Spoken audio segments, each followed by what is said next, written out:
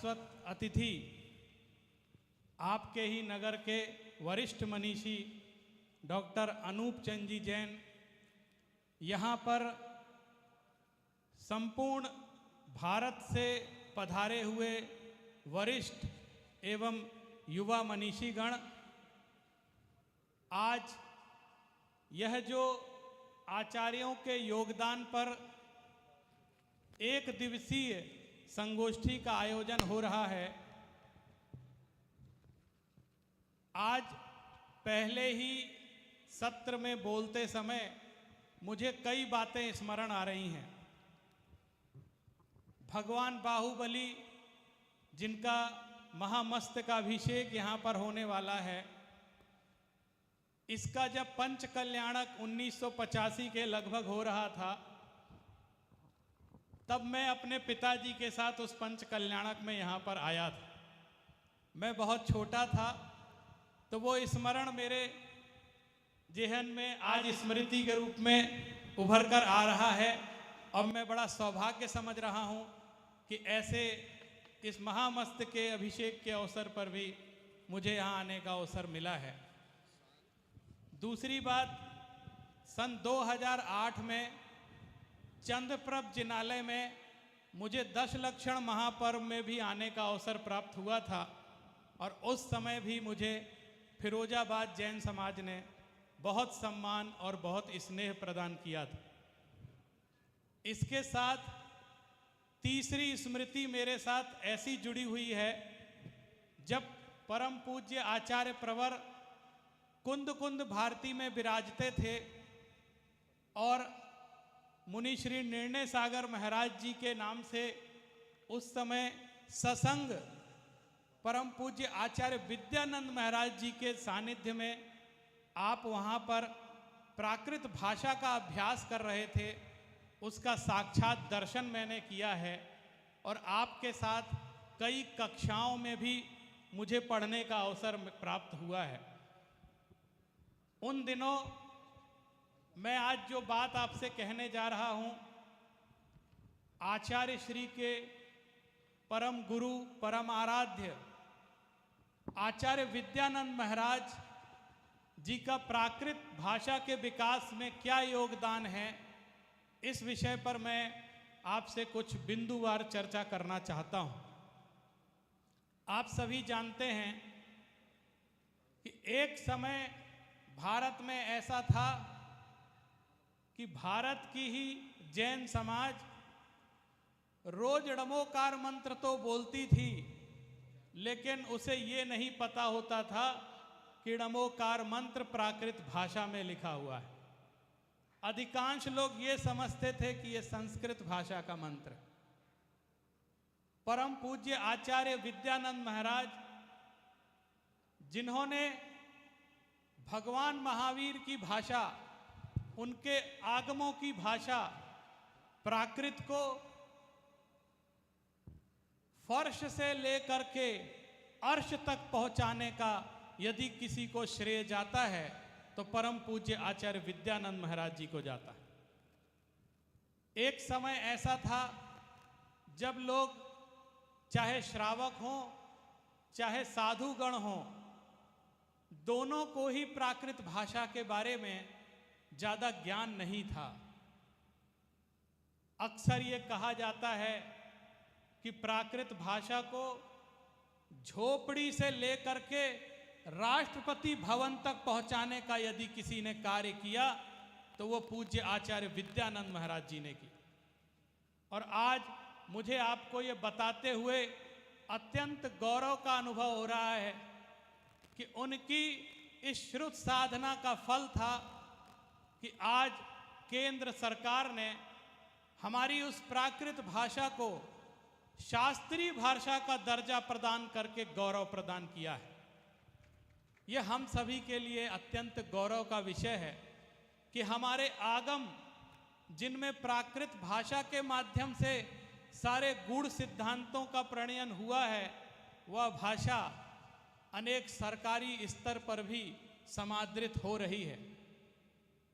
इन सभी के बीच मैं यह भी कहना चाहता हूँ कि आचार्य श्री ने जो योगदान दिया है, उस योगदान में एक बहुत बड़ा योगदान परम पूज्य आचार्य वसुनंदी महाराज भी हैं। आप कल्पना नहीं कर सकते, जिस भाषा में आचार्य कुंद कुंद रचनाएं किया करते थे, आचार्य शिवार्य रचनाएं किया करते थे, आचार्य पुष्पदंत भूतबली रचनाएं किया करते थे, बीच में वो भाषा लुप्त जैसी हो गई थी। और जब आचार्य विद्यानंद महाराज जी की प्रेरणा से आचार्य वसुनंदी महाराज जी ने उसी प्राकृत भाषा में एक के बाद एक साहित्यिक रचनाएं करके उन रचनाओं की झड़ी लगा दी, और आज हम बहुत गौरव के साथ कह सकते हैं कि प्राकृत भाषा का वर्तमान में भी एक समृद्ध साहित्य है। आचार्य श्री ने सिर्फ स्वयं ही रचनाएं नहीं की हैं, बल्कि अपनी पूरी शिष्य परंपरा को भी उसी ज्ञान ध्यान में संलग्न प्राप्त करते हैं, उसकी प्रेरणा देते हैं। आप देखिए, मैं कुछ बिंदु यहाँ पर बिंदुवार प्रस्तुत कर रहा हूँ, पूरा लेख प्रस्तुत नहीं करूँगा, कि आचार्य विद्यानंद महाराज जी ने प्राकृत भाषा के उत्थान के लिए क्या क्या किया। उन्होंने सर्वप्रथम 9 जुलाई 1987 को कुंद कुंद भारती में प्राकृत भवन की स्थापना की।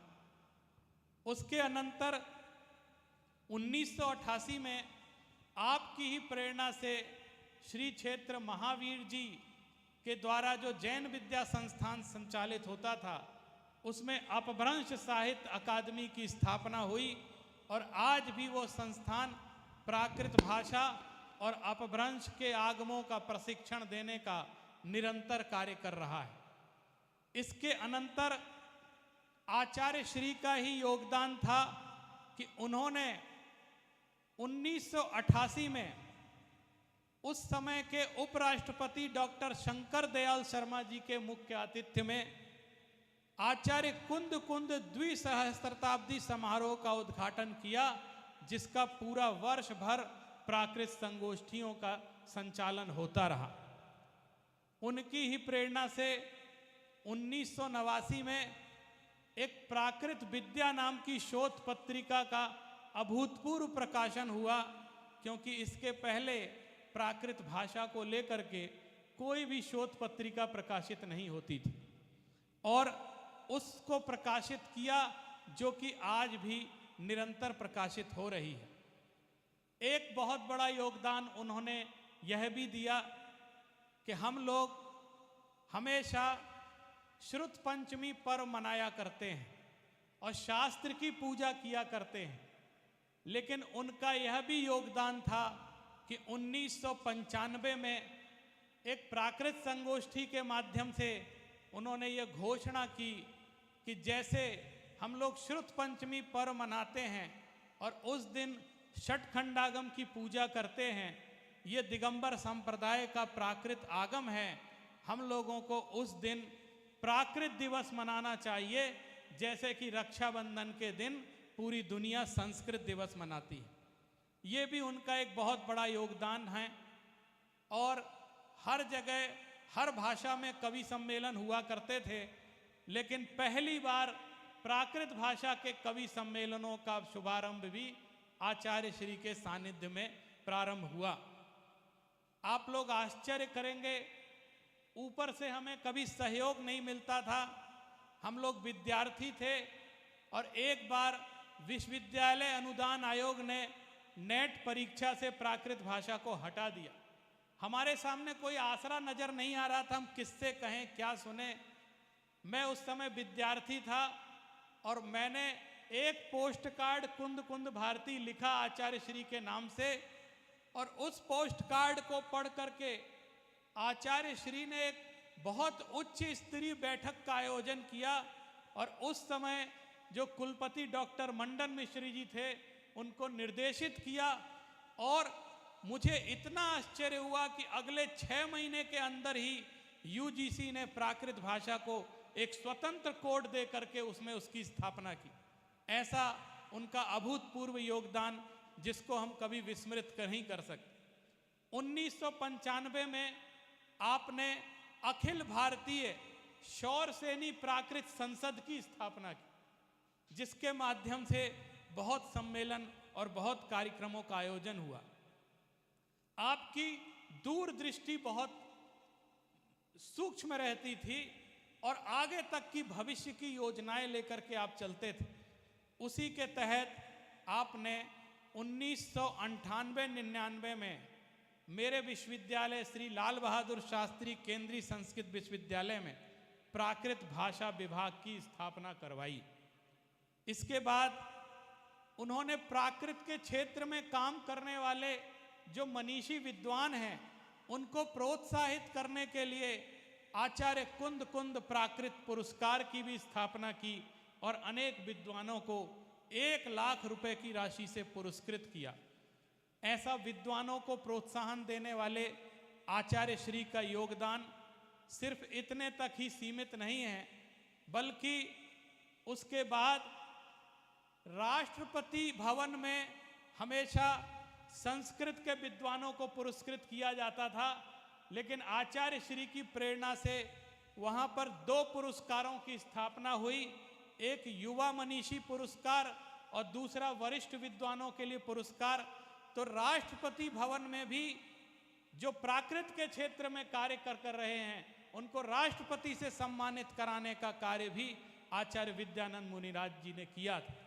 और हमारा सौभाग्य है कि वो पुरस्कार मुझे भी प्राप्त हुआ और यहाँ हमारे डॉक्टर आशीष जी बैठे हैं, उनको भी उस पुरस्कार की प्राप्ति हुई है। मैं मानता हूँ कि आचार्य विद्यानंद महाराज जी की जो दूरदृष्टि थी उसका प्रतिफल आज हमारे सामने आ रहा है। इसके साथ ही दिल्ली में प्राकृत भाषा अकादमी की स्थापना का प्रयास हो रहा था। वहाँ की मुख्यमंत्री शीला दीक्षित जी ने एक पत्र लिखा आचार्य श्री को कि हम प्राकृत भारती की स्थापना कर देंगे, लेकिन आप ये बताइए कि प्राकृत के क्षेत्र में आप लोग क्या क्या कार्य कर रहे हैं। तो उस समय आचार्य श्री ने मुझे वो पत्र दिया और बोले इसका जवाब लिखना है। तो 2-4 बिंदुओं का तो जवाब लिख दिया, लेकिन उसमें एक बिंदु ये था, क्या प्राकृत भाषा में कोई अखबार प्रकाशित होता है? तो ये प्रश्न खड़ा हो गया और आचार्य श्री ने मुझे आशीर्वाद दिया। मैंने तत्क्षण उसी समय प्राकृत भाषा का एक अखबार निकालने का प्रयास किया और आचार्य श्री ने अपने कर कमलों से मेरी उस मैन्युस्क्रिप्ट पे नाम लिखा कि इसका नाम पागद भाषा होगा। और वो RNI कार्यालय में जब हमने रजिस्ट्रेशन उसका करवाया तो उन्होंने कहा कि हम भाषा के कैटेगरी में रजिस्ट्रेशन करते हैं, हमारे पास हर भाषा है, इस भाषा नाम की कोई भाषा नहीं है, हम आपका रजिस्ट्रेशन कैसे करें। तब मैंने उनको पांडुलिपियां दिखलाईं और कहा कि ये प्राचीन भाषा भारत की रही है, अगर आपके यहाँ रजिस्ट्रेशन नहीं होता है तो आज से इसकी शुरुआत करिए। और उसके 1 महीने बाद मेरे पास सूचना आई कि आपका यह अखबार रजिस्टर्ड हो गया है और आपको बधाई हो, क्योंकि ये प्राकृत भाषा में प्रकाशित होने वाला भारत का पहला अखबार है। तो इस दृष्टि से भी एक इतिहास का सृजन हुआ, उसमें आचार्य श्री ने अपना आशीर्वाद प्रदान किया। उसके बाद अनेक पांडुलिपियों का प्रकाशन और अनेक महत्वपूर्ण ग्रंथों का संकलन कुंद कुंद भारती के विशाल खारवेल पुस्तकालय में आज भी संकलित है, वो भी आचार्य श्री का बहुत बड़ा योगदान है।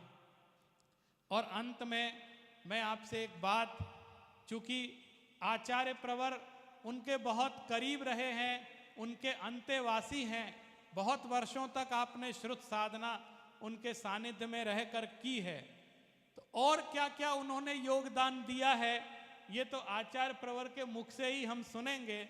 लेकिन मैं ये मानता हूँ कि वर्तमान में पहले कोई नाम भी नहीं लेता था और आज वर्तमान में मुनि महाराजों में भी एक परंपरा